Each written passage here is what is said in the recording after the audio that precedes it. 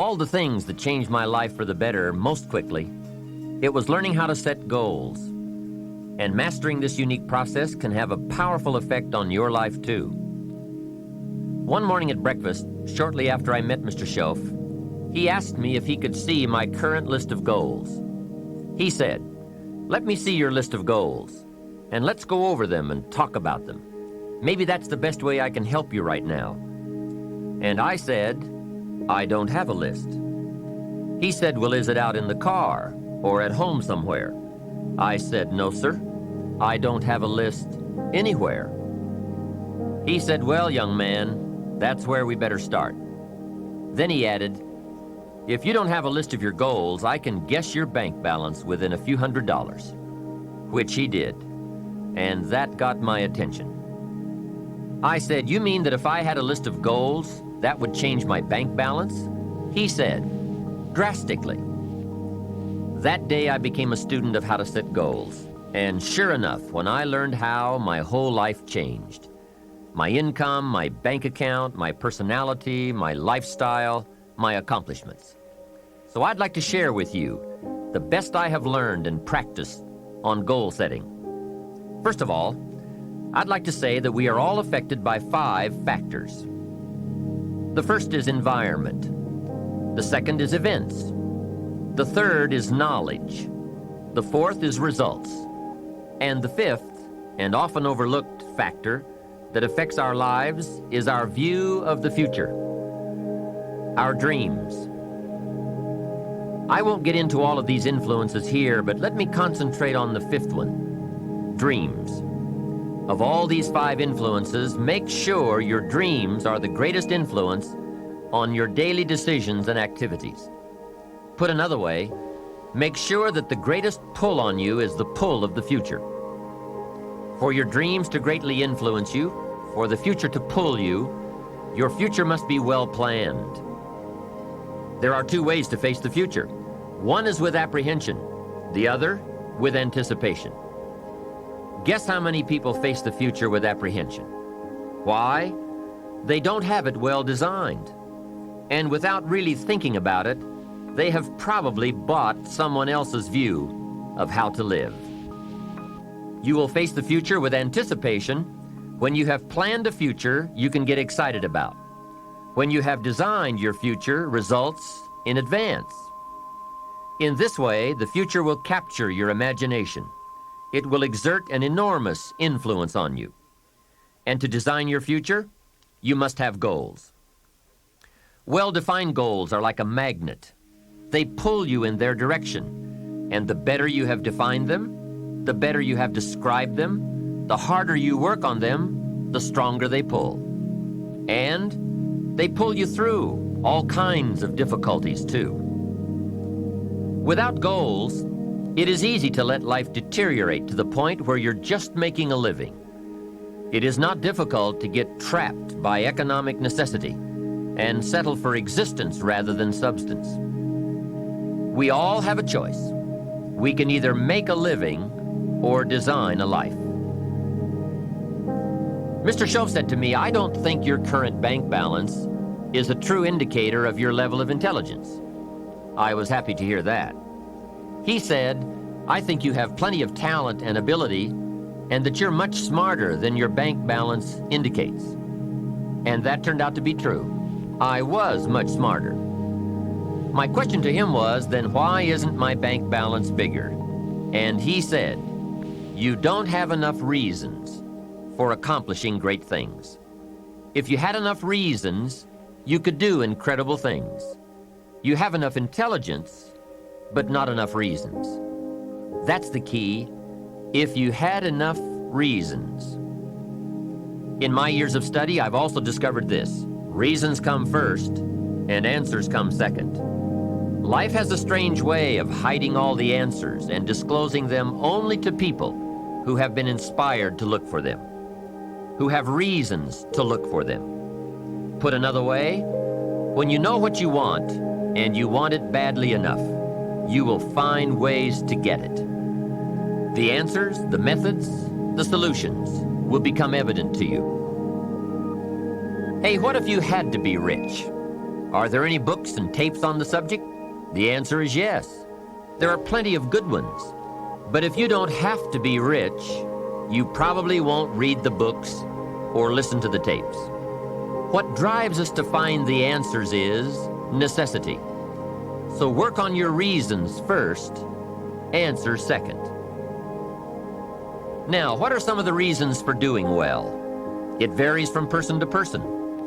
I'm sure that if you did a little soul searching, you could come up with a fairly strong list of reasons why you want to accomplish great things. There are personal reasons, sometimes uniquely personal reasons. Some people do well for the recognition. Some do well because of the way it makes them feel. They love the feeling of being a winner. That's one of the best reasons. I have some millionaire friends who keep working 10 to 12 hours a day, making more millions. And it's not because they need the money. It's because of the joy, pleasure, and satisfaction that come to them from being constant winners. To them, money is not their main drive. It's not the money. It's the journey. Once in a while, someone says to me, if I had $1 million, I'd never work another day in my life. Hey, that's probably why the good Lord sees to it that he doesn't get his million. Because he'd just quit. Family is another reason, or motivator for doing well. Some people do extremely well because of other people. And that's a powerful reason. Sometimes we will do things for someone else that we would not do for ourselves. We are made that way. I met a man who once said to me, Mr. Rohn, to do everything I want to do around the world with my family, I need at least $250,000 a year. I thought, incredible. Could a man's family affect him that much? And the answer is, of course. How fortunate are the people who find themselves greatly affected by someone else. It's powerful. Benevolence, the desire to share, can be a powerful reason for wanting to achieve. Some people do extremely well gathering up resources, so they can then be benefactors. When Andrew Carnegie, the great steel magnate, died, his desk was opened, and in one of the desk drawers was found a slip of paper. On that slip of paper, Mr. Carnegie had written his goal for his life, and he wrote it when he was in his 20s. On that slip of paper, he had written, I'm going to spend the first half of my life accumulating money. I'm going to spend the last half of my life giving it all away. That's terrific.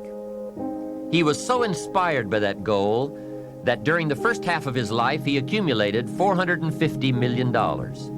And during the last half of his life, he gave it all away. How powerful. What has you turned on? What has you getting up early, hitting it hard all day and staying up late? What has you inspired? Next question, what's got you turned off? When I found the answers to those two questions, my life exploded into change. I finally found out what negative philosophy of life I had allowed to limit me and had me turned off, and I got that cured. Then I found a long enough list of reasons to turn me on, and once the lights went on for me at age 25, they have never gone out.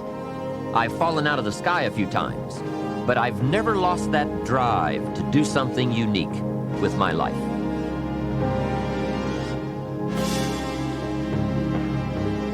Here's how simple now goal setting is. It's not mysterious. You don't have to anchor, you don't have to focus, you don't have to visualize, none of that stuff. Here's how simple goal setting is. Changed my life. Decide what you want and write it down. I mean, that's how profound this stuff is. Decide what you want and write it down. Make a list. Where do you want to go? What do you want to do? What do you want to see? What do you want to be? What do you want to have? What do you want to share? What projects would you like to support? What would you like to be known for? What skills would you like to learn? Some extraordinary things you'd like to do, ordinary things you'd like to do, right? Silly little things you'd like to do, very important things you'd like to do. Decide on all that stuff and write it down, write it down, write it down. That's how simple this stuff is. And it's your own private list. If it's really private, you know, on your list, put some stuff in code where nobody can understand it if this list fell into unfriendly hands. Okay. And simple things, whatever. Foolish things, doesn't matter. It's your list. I had a little revenge on my first list. Budget finance, who used to harass me. I got 2 or 3 payments behind. This one guy called incessantly. Said, we're going to come get your car, drag it rear end up down the street in front of your neighbors. Put me down something fierce. When I met Schoaf, got my life straightened out, one of the first things on one of my lists was budget finance. And when I finally got the money, I needed a little drama in my life. Finally got the money to pay him off. I put it in small bills in a big briefcase. Walked into the budget finance office on Wilshire Boulevard in Los Angeles. The guy who harassed me so often, his desk was about 3 back.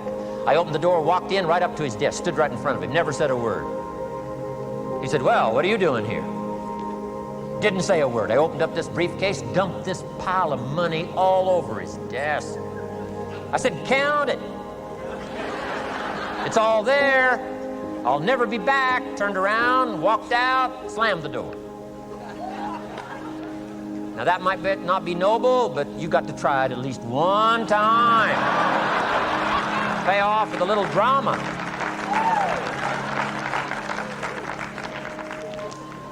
Got to check them off my list. Keep your list with you. I keep my list in my journal so that I can go back 5 years ago. Here was my list, and I'm a little embarrassed. Here's what I thought was so important now.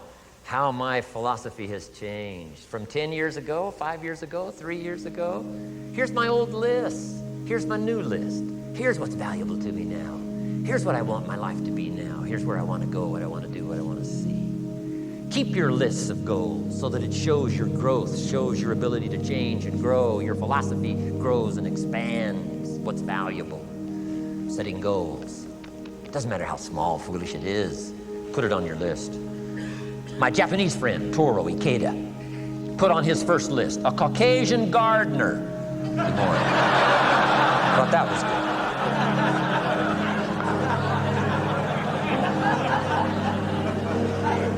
I like that. Have you got this profound thing now on setting goals? Here's how profound it is. Decide what you want, and write it down. Get together with your wife, decide. Get together with your kids, decide. Get together with your business colleagues, decide, write it down, make a list. Okay, that's how easy it is. Now let me give you one more scenario on setting goals. When I started making my first list, Mr. Schoaf said, Mr. Rohn, looks like we're going to be together for a while. He said, I've got a suggestion for you. He said, I think one of the first goals you ought to set, you're a 25-year-old American male, sure you've made some mistakes, but now you're on the road to better things. You got a family, worth it. Reasons makes the difference. And he said, you've got every reason to do this. He said, why don't you, among all the goals you're going to set, he said, why don't you set a goal to become a millionaire? A millionaire. This is America. All the possibilities are available. Why don't you set a goal to become a millionaire? He said, it's got a nice ring to it. Millionaire. Enough zeros to impress your accountant. Millionaire. And he said, here's why. Now I thought, the man doesn't need to teach me why. I'm thinking, wouldn't it be great to have $1 million? He said, no, that's not it. Here's why. And I had one of the greatest lessons I ever learned, and I'm about to share it with you. This will be worth the price of being here today if you can capture what I'm about to share with you. Here's what Mr. Schoaf said. Set a goal to become a millionaire. And he said, here's why. For what it will make of you to achieve it. And I got one of the greatest classes in one sentence I've ever received in my life. Set a goal that'll make you stretch that far. For what it will make of you to achieve it.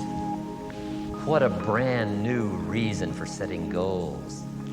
What an all-encompassing challenge to have a better vision of the future. What for? To see what it will make of you to achieve it. And here's why. The greatest value in life is not what you get. The greatest value in life is what you become. Major question to ask on the job is not, what am I getting here? That's not the major question. The major question to ask is, what am I becoming here? It's not what you get that makes you valuable, it's what you become that makes you valuable. So Shoaff said, set a goal to become a millionaire, for what it will make of you to achieve it. Let me give you the key phrase on setting goals. Set the kind of goals that will make something of you to achieve them. Set the kind of goals that will make something of you to achieve them. Always keep that in mind. What will this make of me? If I set this goal and go for it, not only will I achieve it, but what will it make of me in the process? What a whole new concept on setting goals. Now there's two parts to this, and then we're wrapping up goals. Here's the first part now in this goal setting for what you become. Number one, don't set your goals too low. Interesting, we teach in leadership. Don't join an easy crowd. You won't grow. Go where the expectations are high. Go where the demands are high. Go where the pressure's on to perform, to grow, to change, to develop, to read, to study, to develop skills. I belong to a small group. We do business around the world. You cannot believe the expectations at that level. What we expect of each other in terms of excellence, far beyond average. Why? So that we can each grow, so that we can receive from the group, we can contribute to the group. Something unprecedented. It's called living at the summit. Go where the demands are high. Go where the expectations are strong, so that it'll provoke you, push you, urgently insist that you not remain the same for the next couple of years, the next 5 years, that you grow and change. So don't set your goals too low. The guy says, well, I don't need much. Well, then you don't need to become much. Now here's the last part on setting goals. Don't compromise, don't sell out. There were some things I went for back in those early years that I paid too big a price for. If I'd have known how much it was going to cost me, I never would have paid, but I didn't know. So don't sell out. Ancient phrase says, count the cost, count the cost, count the cost. An ancient story says, Judas got the money. You say, well, that's a success story. No. It's true, 30 pieces of silver in those days was a sizable fortune. You say, well, if a guy's got a fortune, right, that's a success story. No, you don't understand. His name was Judas. Doesn't that ring a bell? Judas. You say, oh, yes, Judas, the traitor. That's right, the traitor got the money. Doesn't that change the story? And the answer is, of course, it changes the story. Interestingly enough, after Judas gets the money from becoming a traitor, he's got the money in his hot little hand, and now he's unhappy. Somebody says, well, if you had a fortune, how could you be unhappy? Well, he wasn't unhappy with the money. He was unhappy with himself.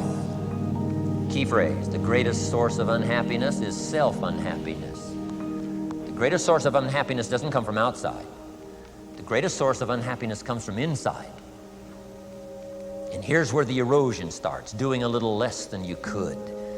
That's where the beginning little infection of unhappiness starts, doing a little less than you can, not feeling that good about yourself. So don't let that happen. Judas is unhappy. He says, what'll I do? He says, oh, I'll just take the money back. Walked in where he got the money and said, here, take this money, I'm unhappy. They said, heck with you, Judas. We got what we wanted, you got what you wanted, out. They threw him out with his money. Judas says, well, what'll I do now? He says, oh, clever. Should have thought of this first. I'll just throw the money away. And he proceeded to throw his fortune away. Why would he throw his fortune away? He was so unhappy with himself. And that's not even the end of the scenario. After he threw his fortune away, he couldn't change what he became, a traitor. And now, in total abject frustration, he goes out and hangs his worthless self. Why such a tragic end? Because he was so unhappy with himself. He sold out. He paid too big a price. Ancient script sums it all up and said, what if you gained the whole world and it cost you your soul? Too big a price to pay if you got the whole world. Don't sell out. Don't compromise your values. Don't compromise your virtues. Don't compromise your philosophy. Here's the key word, beware. If Judas could speak back, he'd probably say beware. Two good words from ancient script. One, behold, the positive word. Behold the possibilities, behold the opportunity. Behold the drama, behold the awesomeness, behold the uniqueness. Behold the majesty, behold, behold. What a good word. But here's the other word, beware, beware, beware. Don't sell out.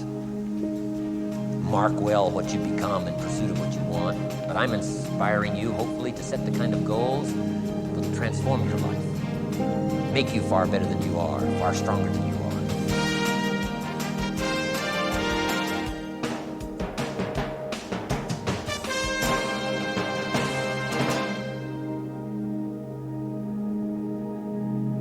This is the end of side 1. Please fast forward the tape to the end to cue up side 2 for your listening.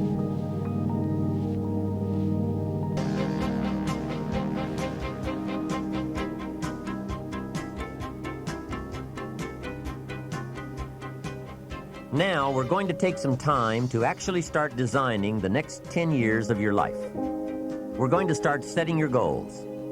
Goal setting is one of the most important skills to develop if you want to design your future.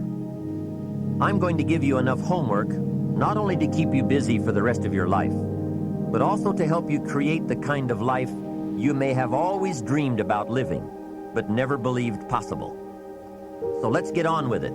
The sooner you exert the discipline, the sooner you will be enjoying the results. Once the results start to come, believe me, you won't mind the hard work and discipline it's going to take. Now, get a sheet of paper, and at the top of it, write the words, long-range goals. I'm going to ask you some questions, and I want you to jot down the answers. If you don't have paper and pen handy, follow along with me now anyway, just listening. Then later, listen again when you can write down your ideas. After I've asked the questions, which is the first part of this exercise, you can stop the tape and work on your answers. All right, let's start this exercise. The basic question you are going to answer is, what do I want within the next 1 to 10 years? I want you to take about 12 to 15 minutes and make a list of at least 50 things you want within the next 1 to 10 years. These are long-range goals. To help you get started with your list, consider these questions. What do I want to do? What do I want to see? What do I want to be? What do I want to have? Where do I want to go? And what would I like to share? Now, with these thought starter questions in mind, answer the basic question. What do I want within the next 1 to 10 years?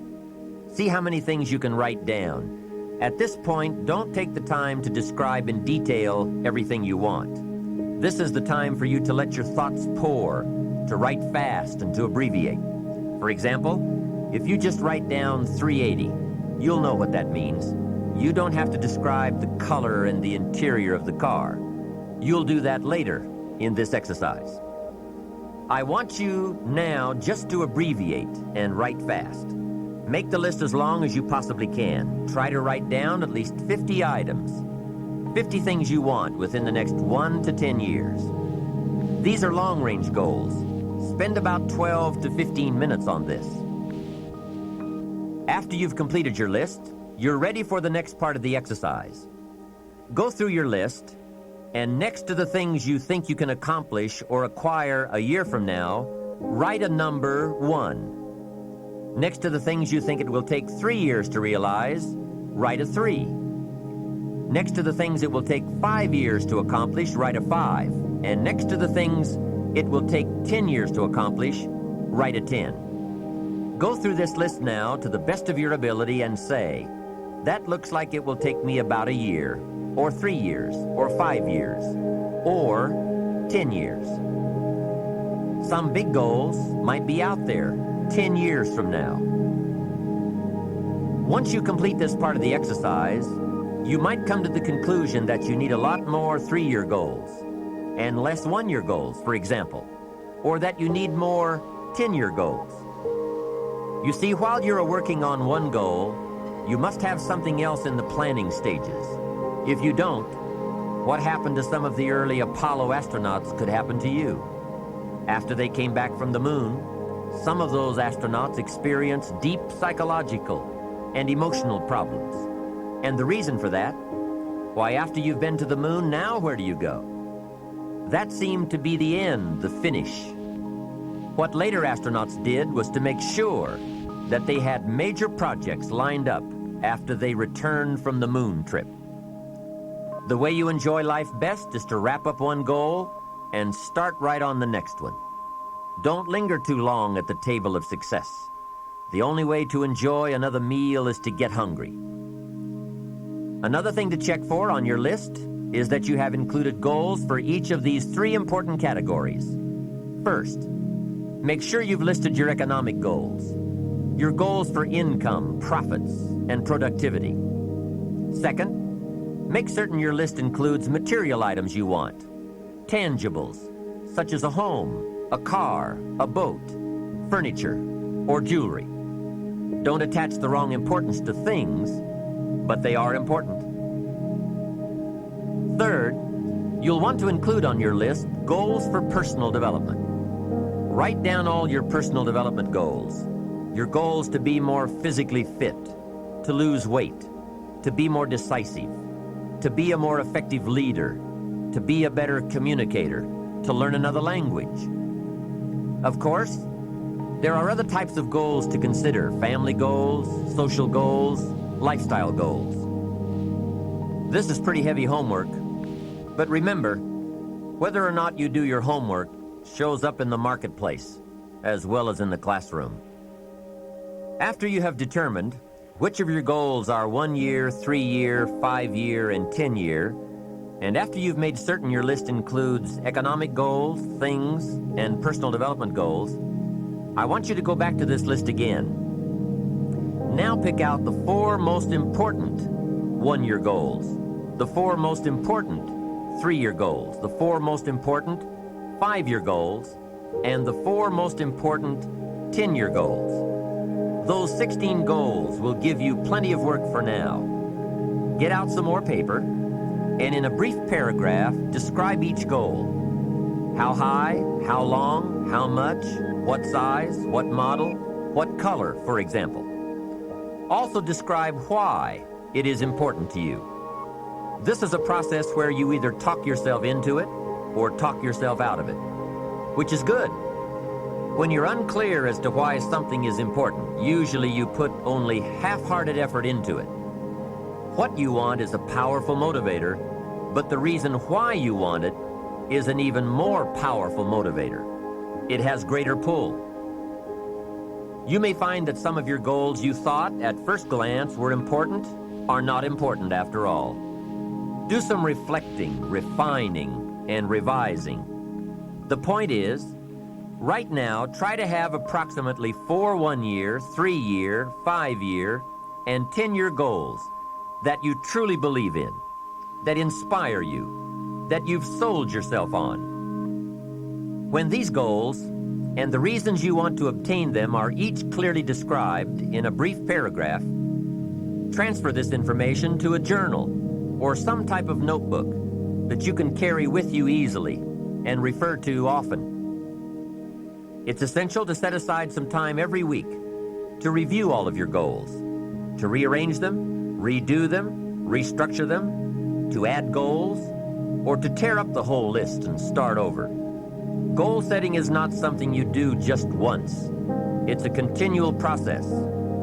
Also, you must constantly check your progress toward your goals. You don't want to fall too far behind on, or worse, lose sight of, your important goals. Now, just as important as your long-range goals are your short-range goals. Your goals for tomorrow, next week, next month, 6 months from now. These are goals you can accomplish within the next year, the immediate future. We call these goals confidence builders. When you work hard, burn the midnight oil, and accomplish these little things, it builds your confidence to go for your long-range goals. Write down in your notebook or journal all the little things you would like to have or accomplish in the next year. How you set up this list is up to you. You might want to break it down by week or by month. Set it up in whatever way works well for you. Part of the fun of having a list is being able to check off something as obtained or completed. Every week, try to check off at least one thing on your list of short-term goals. And when you are able to check off something major, something on your list of long-range goals, celebrate. Make winning joyful.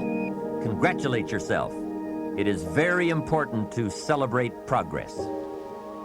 We grow from two experiences. One is the joy of winning, and the other is the pain of losing. Here's what that also means. Make losing painful. Put it on yourself. If you set something up, fooled around, didn't pull it off, put it on yourself. And get around people who will help in this area. Hey, don't join an easy crowd. Go where the expectations are high, where the pressure to perform is high. It's how we grow. I'm certain that part of the reason why people let goal setting slide is because it is a lot of work. As I said, you'll be constantly revising your lists of short-range and long-range goals, rearranging them, refining them, redesigning them, establishing different priorities, adding new goals, perhaps deleting others. It's interesting that so many people work hard on their jobs, but they don't work hard on their futures. They let that slide. Some people live such mediocre lives that at the end of the day, they don't know whether they're winning or losing. They just go through life with their fingers crossed. I know most people don't make definite plans, but don't let that be you. The guy says, well, you work where I work, but the time you get home, it's late. You've got to have a bite to eat, watch a little TV, and get to bed. You can't sit up half of the night and plan. And this is the guy who's behind on his car note. He's a good worker, hard worker, sincere. But I've discovered that you can be sincere and work hard all your life and wind up broke and embarrassed. You've got to be better than a good worker. You've got to be a good planner, a good goal setter. You've heard the old saying, the people who fail to plan are planning to fail. It's true. So work on your plans. Put yourself in the top few percent who put this power to work for themselves. Writing your goals down also shows you are serious. And to do better, you must get serious. You don't have to be grim, but you do have to be serious. Hey, everybody hopes things will get better, but remember, the future does not get better by hope. It gets better by plan. And hope unaided by clear plans can finally become an illness. There's a Bible phrase that says, hope long delayed makes the heart sick. It's a sickness. I used to have the illness known as passive hope. It's bad. And there's one that is even worse, and that is called happy hope. That is really bad. The man is 50, and he's broke, and he's still smiling. That's bad. So get serious. Make plans. Put them on paper. My suggestion from experience.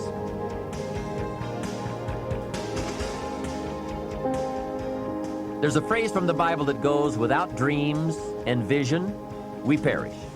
How true. Humans have this unique ability to aspire, to dream, to go for something, to become something. Without that, life is not life.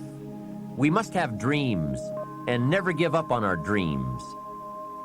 I'd like to share with you some further observations I've made on goal setting. Understand that your goals, whatever they are affecting you all day long. Your goals affect your handshake, your attitude, how you feel.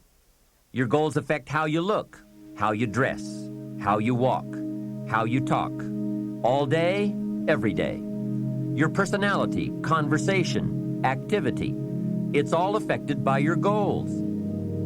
I asked a man one time, what are your goals for this month?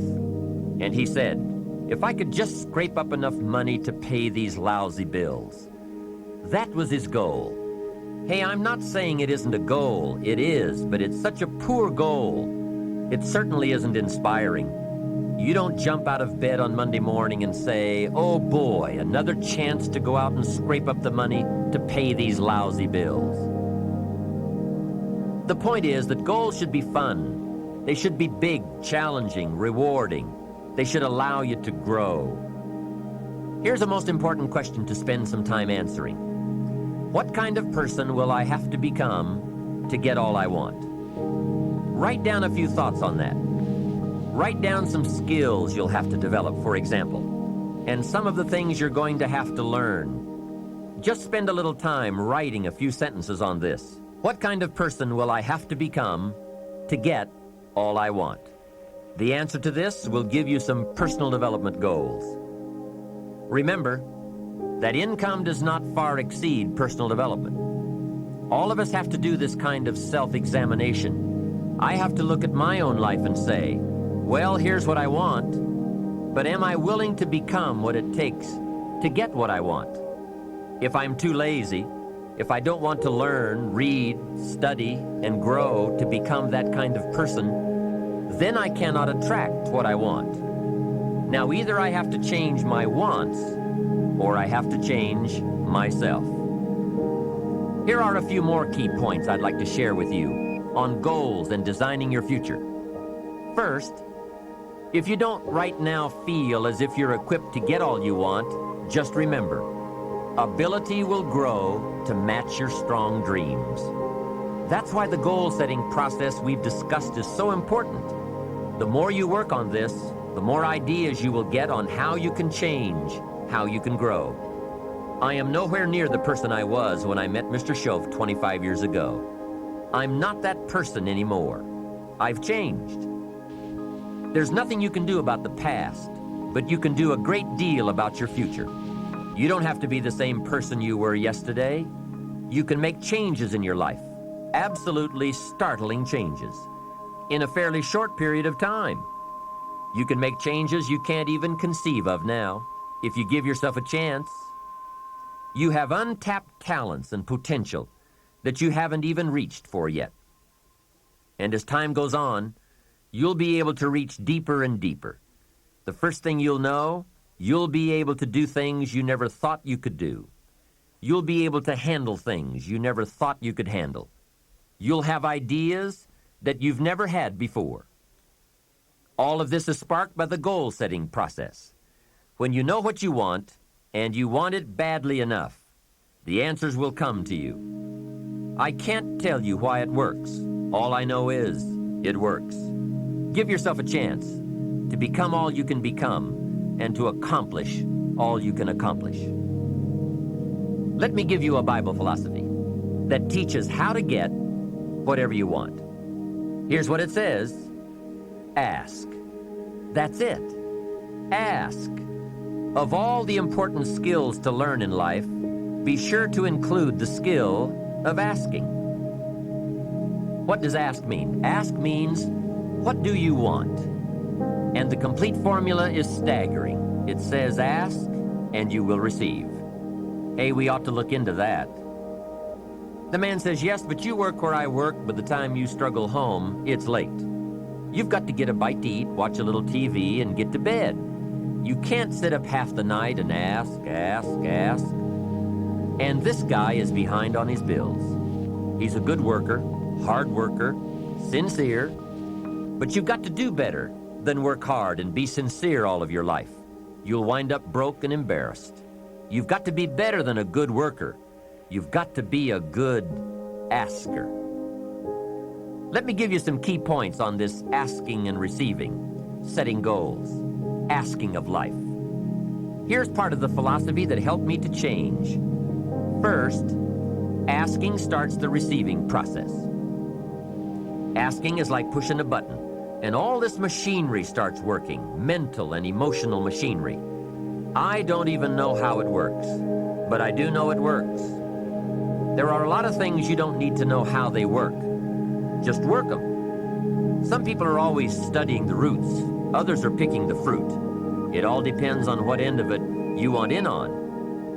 So asking is the beginning of receiving. Second, receiving is not the problem. You don't have to work on receiving. It's automatic. So if receiving is not the problem, what is the problem? It's failing to ask. The man says, I see it now. I got up every day this year and hit it hard, but nowhere in my house is there a list of what I want from my life. Can you see? Good worker, poor asker. Third, receiving is like the ocean. There's plenty, especially in this country. It's like an ocean here. Here, success is not in short supply. It isn't rationed so that when you step up to the window, it's all gone. No, no. Well, if that's true, what is the problem? Well, the problem is some people go to the ocean with a teaspoon. Have you got the picture? A teaspoon. What I suggest you do in view of the size of the ocean is trade your teaspoon for at least a bucket. And you will look better at the ocean with a bucket. Kids won't make fun of you.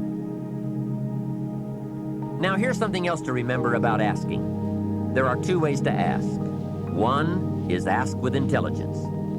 It didn't say ask intelligently, but I'm sure it meant that. Don't mumble. You won't get anything by mumbling.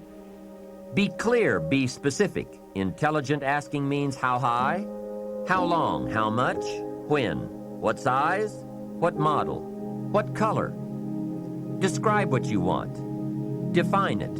Remember, well-defined goals are like magnets. The better you define them, the stronger they pull. And give your goals purpose. Answer both questions. What do I want? That's the object.